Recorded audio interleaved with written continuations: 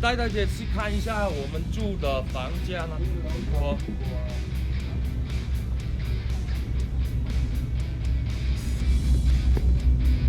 然后这边是有几个房，然后我住的是最底下的这个房间，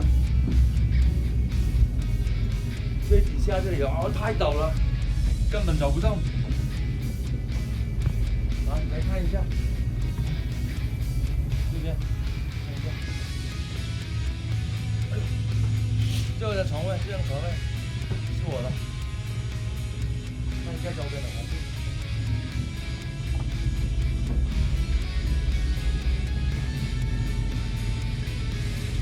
这里也有几个房间。